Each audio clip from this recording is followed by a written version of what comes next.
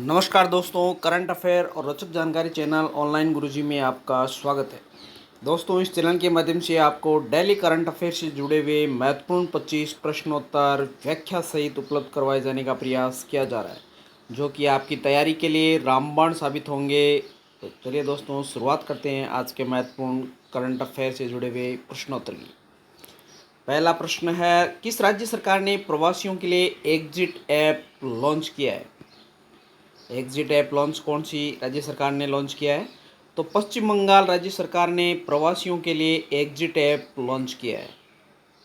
महत्वपूर्ण प्रश्न है, ध्यान रखें आप इसका।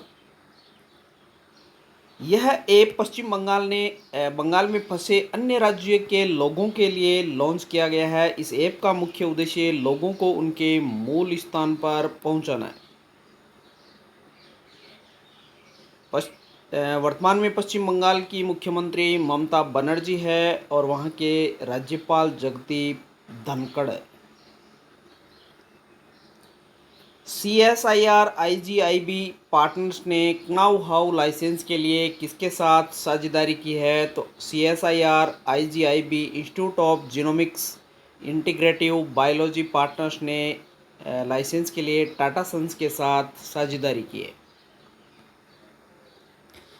तीसरा प्रश्न है, मैक्स बूफा के नए एमडी के रूप में किसे नियुक्त किया गया है? तो मैक्स बूफा के नए एमडी के रूप में कृष्णन रामचंद्रन को नियुक्त किया गया है। सारे प्रश्न है वह करंट अफेयर से ही जुड़े हुए हैं। कृष्णन रामचंद्रन आशीष मल्होत्रा का स्थान लेंगे। कृष्णन रामचंद्रन वर्तमान में बूफा के एमडी के साथ साथ सीईओ के पद पर भी कार्यरत है। हाल ही में किस राज्य सरकार ने निगाह योजना शुरू की थी? निगाह योजना हिमाचल प्रदेश सरकार के द्वारा आरंभ की गई है। इस योजना का उद्देश्य उन लोगों के परिवारों के सदस्यों को जागरूक करना है जो देश के अन्य हिस्सों से आ रहे हैं, ताकि उनमें थोड़ी दूरी बनाए रखे। यानी कि सोशल डिस्टेंस का जो फंडा चल रहा है उसे पूर्णतया लागू करने के लिए निगाह योजना आरंभ की गई है। हिमाचल की राजधानी शिमला है। हिमाचल के मुख्यमंत्री जयराम ठाकुर है, जो कि बीजेपी पार्टी से संबंध रखते हैं। हिमाचल के गवर्नर बंडारू दत्तात्रेय है। अगला प्रश्न देखते हैं, वर्ष 2020 का young career award in nano science in technology किसके द्वारा जीता गया है? तो इसका आंसर होगा वर्ष 2020 का young career award in nano science in technology Saurabh Lodha के द्वारा जीता गया है। उन्हें यह अवार्ड तर्कसंगत ट्रांजिस्टर प्रौद्योगिकियों के विकास के लिए किए गए योगदान के लिए दिया गया है। हाल ही में आरबीआई केंद्रीय बोर्ड के नए निदेशक किसे नियुक्त किया गया है? तो तरुण बजाज को आरबीआई का नया निदेशक चुना गया है। आरबीआई की स्थापना 1 अप्रैल 1935 को हुई थी। आरबीआई का मुख्यालय मुंबई में। और आरबीआई के वर्तमान गवर्नर शशिकांत दास है। हाल ही में वैशाख दिवस किस तिथि को या कब मनाया गया है? तो वह तिथि 7 मई है। वैशाख या बुद्ध पूर्णिमा का दिन और गौतम बुद्ध के जन्मदिन को वैशाख दिवस के रूप में मनाया जाता है और इस दिन भगवान गौतम बुद्ध को आत्मज्ञान की भी प्राप्ति हुई थी। इसे मनाने की घोषणा संयुक्त राष्ट्र यूनाइटेड नेशन ने की थी। संयुक्त राष्ट्र की स्थापना 24 अक्टूबर 1945 को हुई है, जिसका मुख्यालय न्यूयॉर्क यूएसए में। संयुक्त राष्ट्र के सदस्य देश 193 हैं। वर्तमान अध्यक्ष एंटोनियो गुटेरेस है। भारतीय नौसेना निम्न में से कौन सा नया अभियान वह प्रारंभ किया है? तो भारतीय नौसेना ने ऑपरेशन समुद्र सेतु एक नया अभियान आरंभ किया है। यह ऑपरेशन कोविड-19 महामारी के दौरान विदेशों में फंसे भारतीय नागरिकों को वापस लाने के प्रयास में शुरू किया गया है। वर्तमान में नौसेना के प्रमुख एडमिरल करमवीर सिंह है।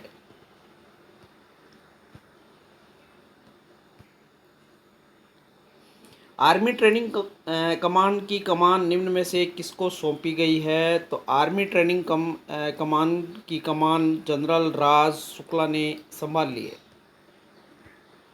जनरल राज शुक्ला को 1982 में रेजिमेंट ऑफ आर्टिलरी में कमीशन किया गया था? वर्तमान में सेनाध्यक्ष जनरल मुकुंद नरवणे।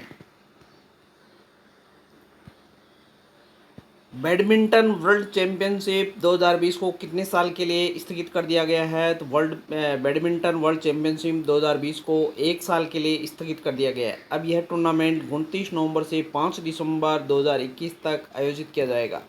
वर्तमान में बैडमिंटन वर्ल्ड फेडरेशन के अध्यक्ष पोलेरिक हॉयर लार्सन है।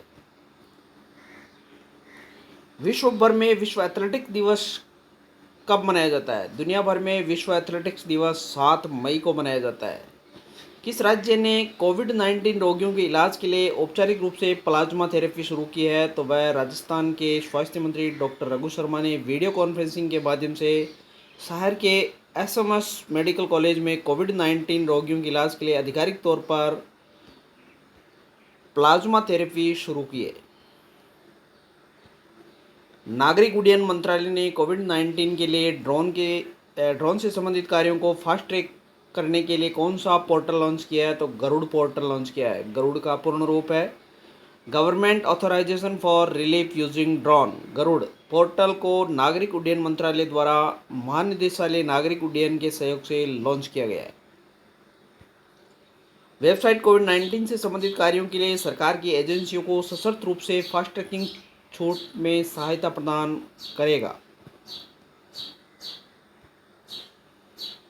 हाल ही में अल्ट्रावायलेट डिसइंफेक्शन टावर किसके द्वारा विकसित किया गया है? तो यह टावर है वह डीआरडीओ के द्वारा विकसित किया गया है। यूवी डिसइंफेक्शन टावर को भारी संक्रमण वाले क्षेत्रों में के त्वरित और रसायन मुक्त कीटाणु शोधन के लिए विकसित किया गया है।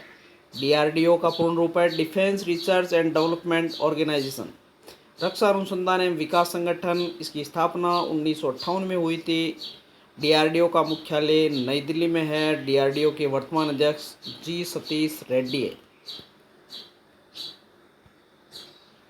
हाल ही में किस राज्य सरकार ने बिरसा हरित ग्राम योजना लॉन्च की है? झारखंड सरकार के द्वारा बिरसा हरित ग्राम योजना लॉन्च की गई है। इस योजना के तहत सड़क के दोनों ओर फलदार पौधे लगाए जाएंगे। झारखंड की स्थापना 15 नवंबर 2000 को हुई थी। झारखंड की राजधानी रांची है। झारखंड के वर्तमान मुख्यमंत्री हेमंत सोरेन है, जो कि झारखंड मुक्ति मोर्चा से संबंध रखते हैं, और झारखंड के गवर्नर द्रौपदी मुर्मू हैं। श्रम एवं रोजगार मंत्रालय में श्रम विभाग के महानिदेशक के रूप में कार्यभार संभालने वाले व्यक्ति कौन है? तो डीपीएस नेगी, जिन्होंने श्रम विभाग में महानिदेशक के पद पर कार्यभार संभाल लिया है। श्रम और रोजगार मंत्रालय के राज्य मंत्री वर्तमान में जो स्वतंत्र प्रभार है संतोष गंगवार है। अतनु चक्रवर्ती की जगह नियुक्त किए गए भारतीय रिजर्व बैंक आरबीआई के केंद्रीय मंडल में नए निदेशक है। तो तरुण बजाज आर्थिक मामलों के सचिव अतनु कुमार की जगह ले रहे हैं। संसद की लोक लेखा समिति पीएससी के अध्यक्ष के रूप में फिर से किसे नियुक्त किया गया है? अधीर रंजन चौधरी को संसद की लोक लेखा समिति का अध्यक्ष एक बार फिर से वापस चुना गया है। विश्व एथलेटिक्स पूर्व की अंतर्राष्ट्रीय एमेच्योर एथलेटिक्स महासंघ IAAF की स्थापना कब हुई थी? तो इसकी स्थापना हुई थी 17 जुलाई 1912 को, और इसका मुख्यालय है मोनाक में।